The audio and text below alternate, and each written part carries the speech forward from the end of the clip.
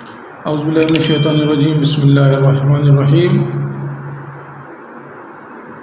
السلام علیکم ورحمۃ اللہ وبرکاتہ۔ Dear students, our today's lecture topic is reading and explanation of unit number 3, which is women's role in our society. Unit number 3, women's role in our society. First of all, I will read the first part of this unit as a model reading. You should listen carefully. I will read difficult words of this unit twice. After model reading, I will brief and explain this part of unit in Urdu.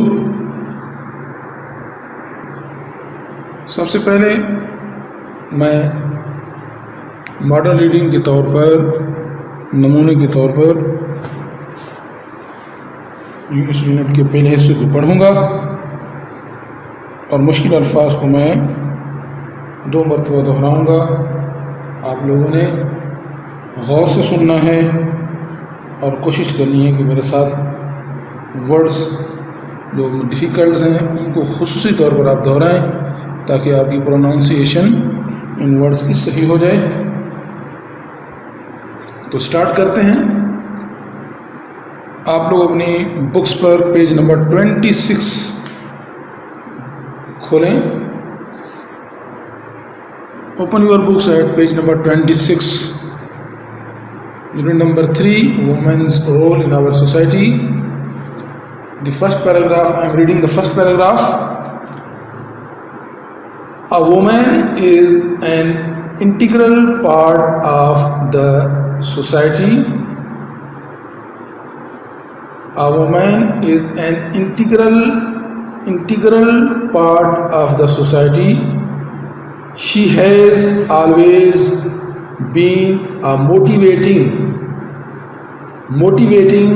force in shaping a healthy and prosperous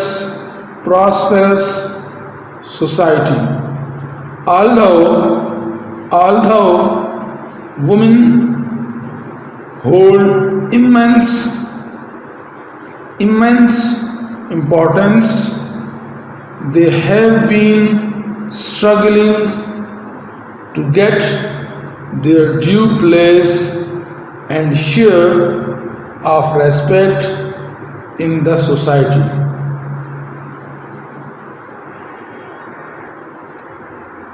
In the past, women were considered to be inferior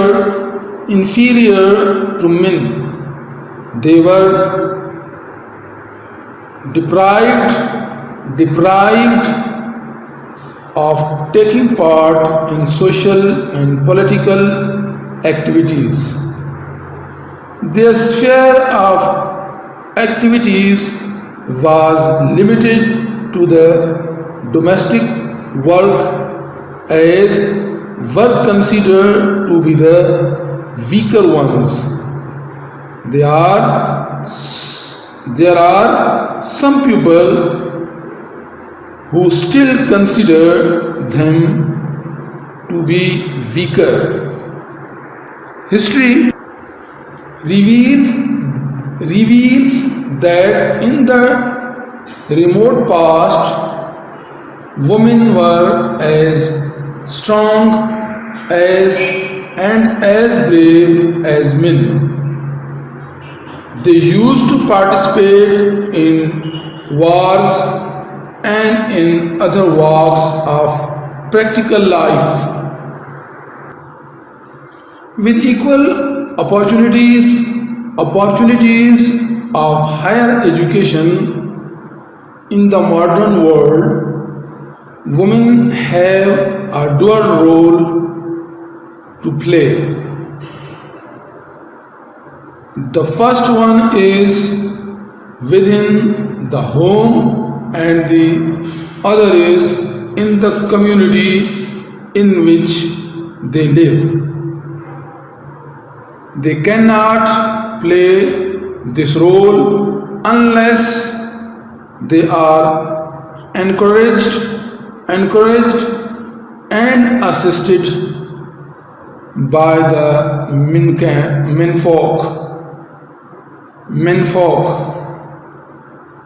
A mother who brings up her children properly is really a great benefactor of the society.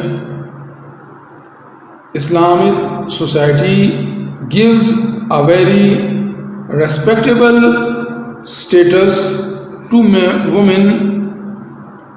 As a mother, she has more rights than men. There are a saying of our Holy Prophet sallallahu alaihi wasallam, verily the paradise lies under the feet of your mother. Sunan An-Nisai, Book of Jihad, page number 3104. This saying is more than enough to emphasize the importance and prestigious status of a woman. It was the first part of the unit.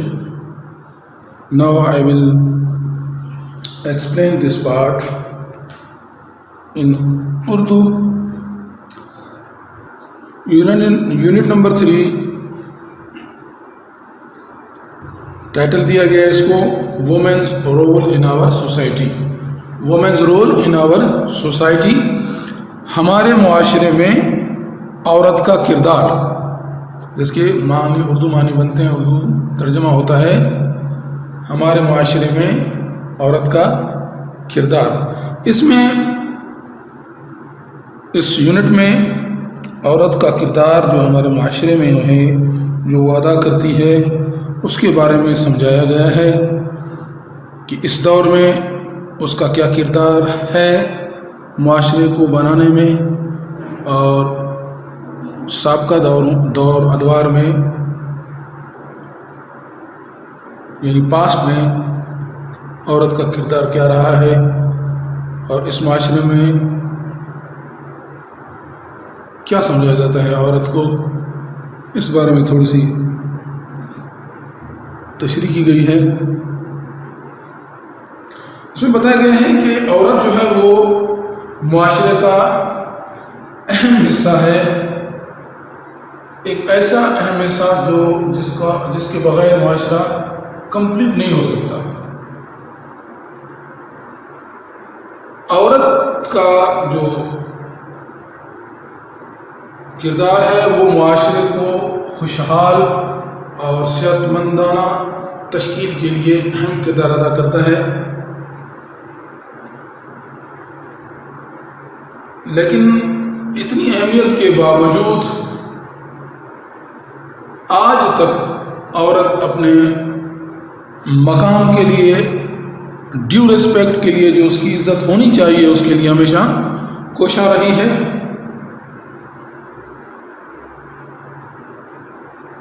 हम जिस माशरे में रह रहे हैं, जिस दौर में रह रहे हैं, उससे पहले यानी नबी करीम सल्लल्लाहु अलैहि वसल्लम से पहले, नबी करीम सल्लम के नबूवत से पहले, हुज़ूर सल्लम के तशरीफ़ लाने से पहले औरत को इंतहाई कमतर समझा जाता था माशरे में, और इस कमतर होने की समझने की वजह से उसे समाजी और सियासी सरगर्मियों से बिल्कुल रोक दिया जाता था.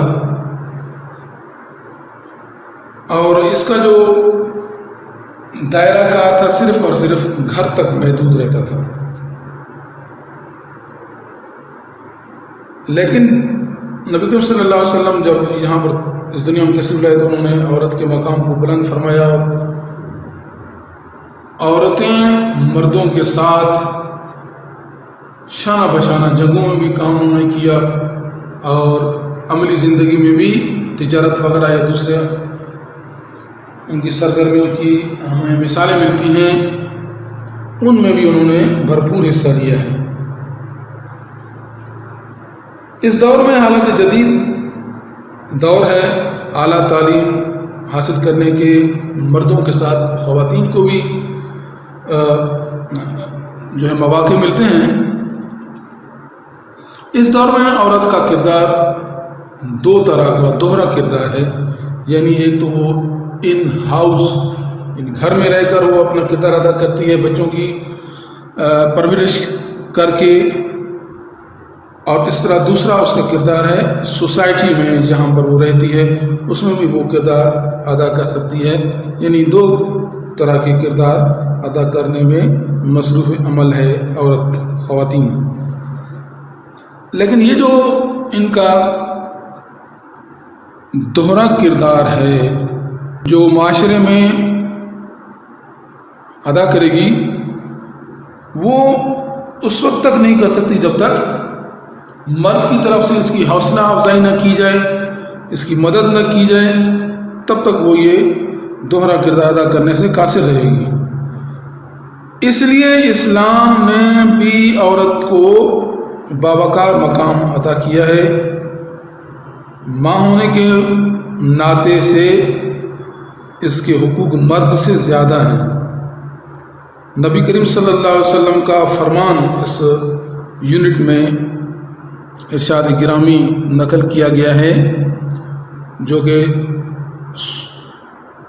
حدیث کی ایک کتاب سنن النسائی جلد بک آف جہاد سے لیا گیا ہے.